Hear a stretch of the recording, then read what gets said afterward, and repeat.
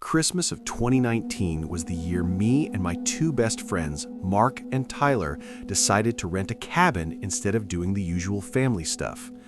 We were all in our early 20s, living far from our families, all kind of burnt out from work. The cabin we found was about an hour outside of town, tucked halfway in the woods, but still technically in a neighborhood if 10 other cabins spaced a mile apart counts as one. We got there on Christmas Eve, bringing tons of food, snacks, and beer. Mark even brought over his Xbox, so we drank and played video games until 2 in the morning. By the time we all went to our rooms to go to bed, I passed out almost immediately. The place was freezing and the cabin creaked like every other old wooden building. It was probably 3 or 4 in the morning, still pitch black outside, when something woke me up. Soft, slow footsteps from the main living area. Not walking normally, more like someone taking careful steps, trying not to wake anyone. I figured it had to be one of the guys, maybe getting water or using the bathroom. I laid there listening, waiting for the footsteps to go down the hall, but the sound just stayed in the same area, the creaking boards near the front of the cabin, almost pacing.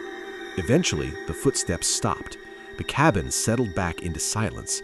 I rolled over and fell asleep again.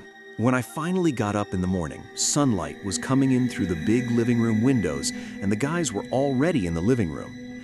First thing I did was jokingly ask who was creeping around at 4 in the morning. Both of them gave me the exact same confused look. Mark said, "Dude, we all went to bed at 2, and Tyler shook his head, saying he didn't get up once. But then I glanced over toward the front door. The lock was undone. Not just the deadbolt, the handle lock too, fully unlocked. I asked if either of them had gone outside this morning. They both said no, and when I pointed out the door, I saw both of their faces fall flat. Tyler said maybe the wind shook it loose, or maybe the old door just didn't latch right. We eventually just let it go.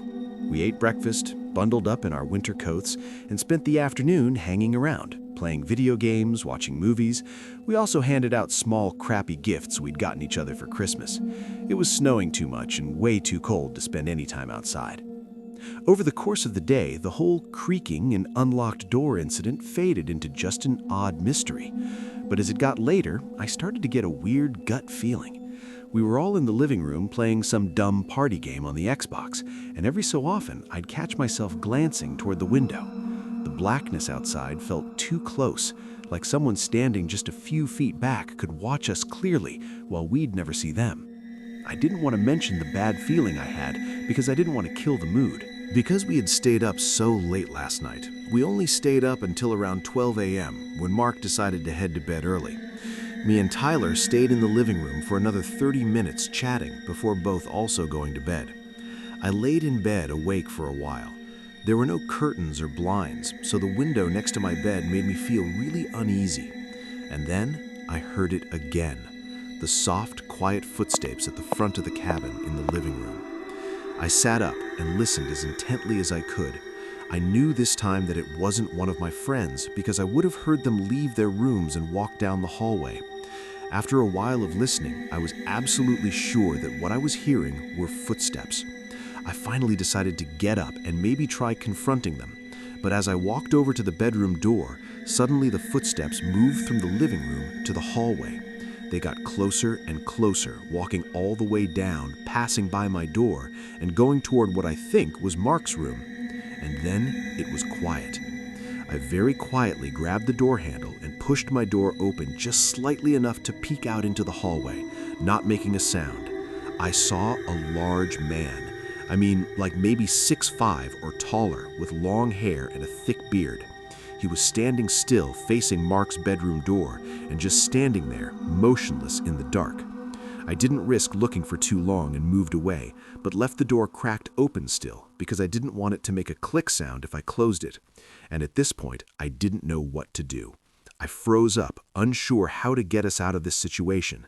But just 20 seconds later, I heard a slight creak in the hallway, and before I could even react, my door was suddenly pushed open. The man stood in the doorway, staring at me with wide open eyes and an emotionless face. I yelled at the top of my lungs, and the dude didn't even flinch. Before I knew it, Mark and Tyler came running out of their rooms. Tyler immediately saw the guy and tried to stop him, but this dude was huge and basically just slammed Tyler against the wall and threw him to the floor. And Mark was probably just frozen still after seeing that. But then the guy ran off, didn't try fighting all of us. He just took off out of the cabin and, from what we could tell, into the forest. We quickly locked up the place and called the police. It took over 20 minutes, and the whole time we were anticipating the man coming back. All of us were holding whatever temporary weapons we could find, like kitchen knives and the iron fireplace rod, but he didn't come back. Really, we got no answers. What that man wanted from us or from the cabin, we don't know. From our few theories, though, the one that stands out to me is that he might have been there looking for the owner and not knowing it was a rental. It would explain him staring at me and seeing all of us and not really bothering with doing anything afterward. But again, it really is just a theory. He just as likely could have been there to harm us and just saw it was 3 people and decided to run. Whatever the case, we're all just glad it didn't come down to an all-out fight, because I genuinely don't know who would have won in the end. This happened in winter, right around Christmas time. I live with my girlfriend, who I'll name as Sarah, and being that we lived pretty far from our families, we almost always went on road trips around the holidays. This year, we were going to Sarah's family's home for Christmas. The drive was just under 11 hours. We packed and shoved all our bags and suitcases into the trunk, then left for the road trip on Christmas Eve, hoping to make it there at night and have all of Christmas Day with her family. First couple of hours were quiet. Eventually, I pulled off at a small gas station to top off the tank and just take a break for a minute. There wasn't a single other car there. Sarah waited inside the car with the heat on while I ran inside to pay for the gas and grab us some drinks.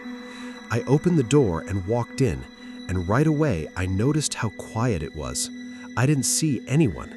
I grabbed a couple of drinks and walked up to the counter, but nobody came up. I called out, "Hello?" and tried just peeking into the back room, but I didn't see anyone or even hear anyone. I think the place was actually empty, even though the doors were unlocked and the lights were on. After a couple of minutes, I just put the drinks away and went back outside. As soon as I stepped out, I saw a guy standing at my girlfriend's window. Looked like he was trying to talk to her, knocking on the window and looking in.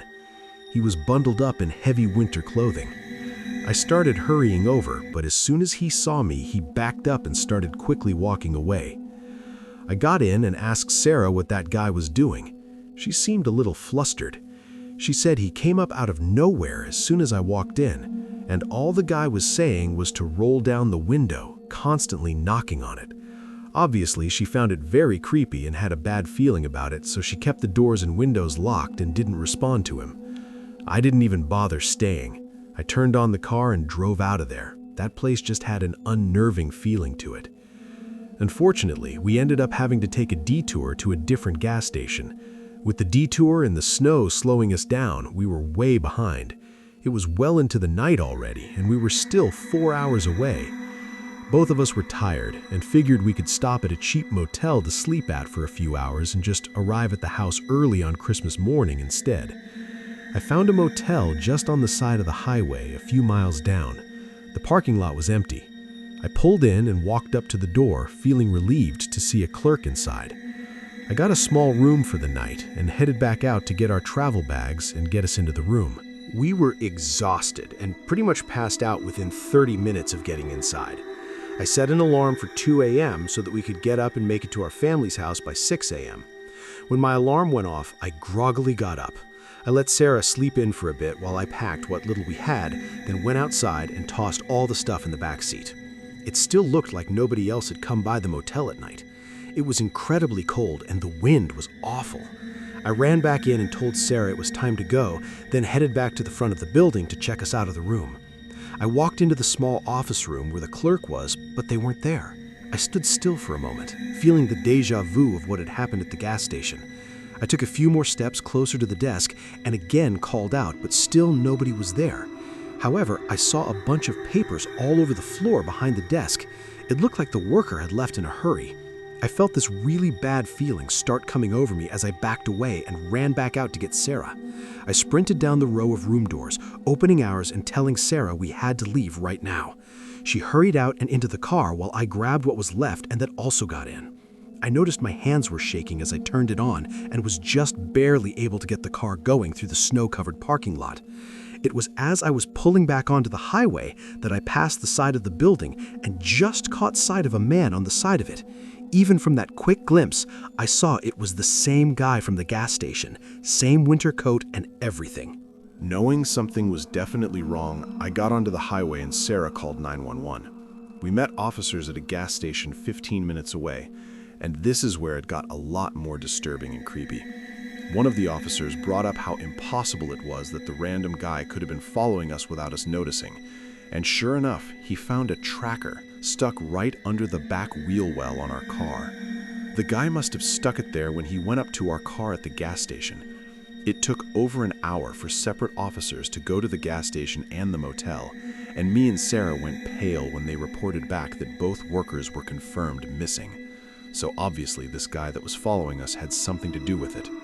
My guess is that he had done something to the worker at the gas station before we arrived, and then when I got there, maybe he thought I saw something that I shouldn't have, so he followed us to probably get rid of us too. Can't say for sure, because they never found the guy. Only evidence was a blurry image from a gas station CCTV camera. It definitely was the most unsettling way to spend our Christmas morning. After that week, we got no updates on anything. Unfortunately, I haven't heard anything back about either the gas station worker or the motel worker, so I think it's safe to assume they're both still missing, which makes it even more eerie to think that both me and Sarah could have been still missing as well had we not gotten out of there.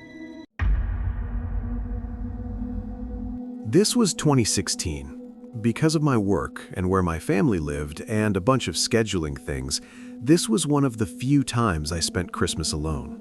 I had a nice small house in a good neighborhood. That year, Christmas Day started calm. I woke up to quiet snow falling outside.